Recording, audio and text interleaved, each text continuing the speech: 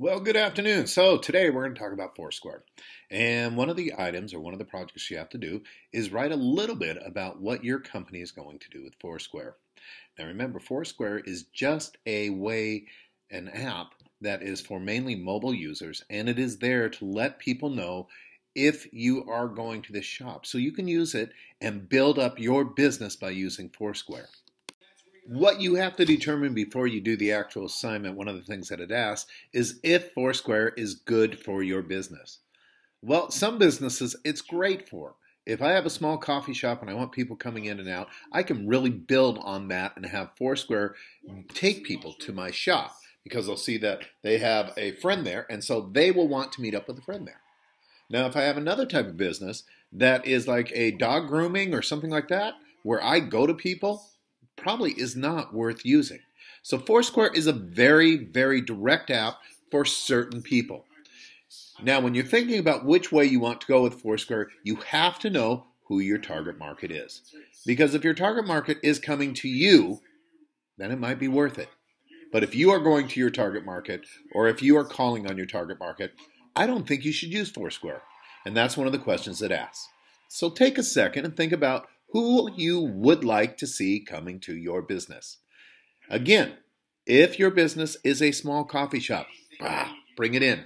If your business is a restaurant, awesome. If your business is a car wash, probably not. Just be careful and decide which way you want to go with this.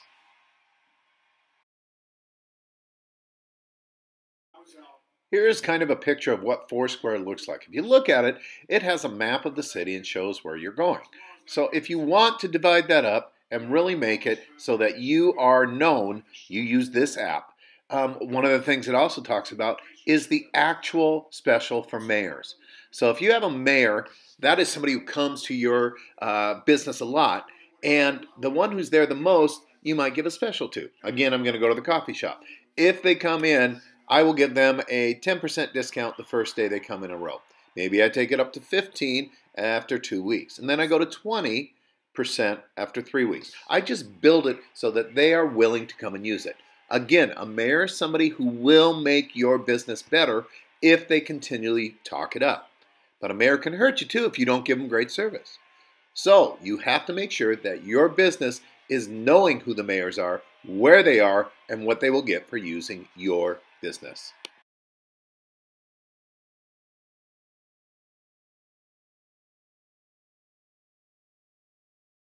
Well, product lifecycle is a very important part of all businesses, and Foursquare went through a dramatic product lifecycle. When it first came out, it was very, very popular, and then it did a major decline, and nobody was using it. So what they did is they reinvented Foursquare and changed it from what it was doing to what it is now, an app that people can use for coming up and helping a business establish itself. So let's talk just for a second about the product lifecycle.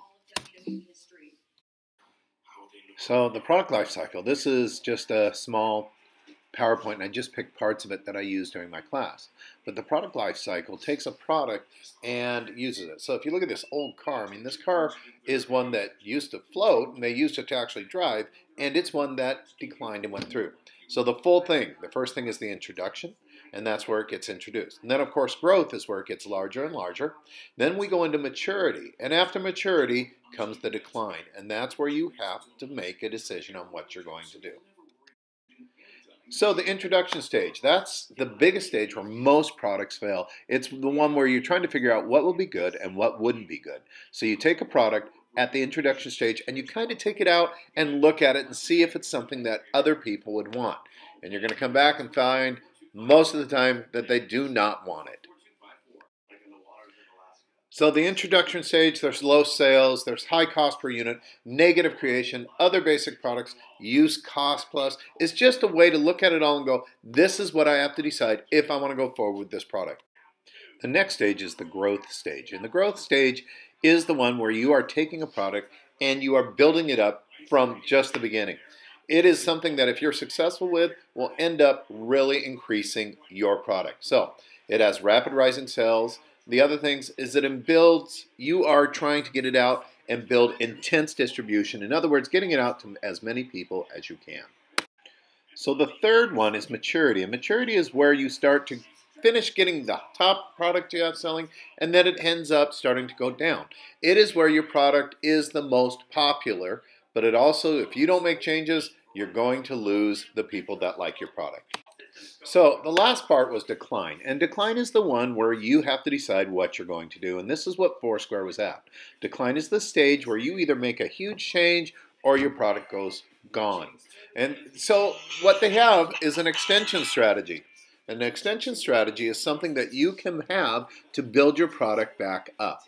And that's what Foursquare did. They took what they were doing and they turned it into a new product. So now, go look at the Foursquare assignment. See what you can do with it. Good luck. If you have any questions, don't be afraid to contact whoever's teaching the course. Right now, that is me, and I'd love to hear from you. And I'm out.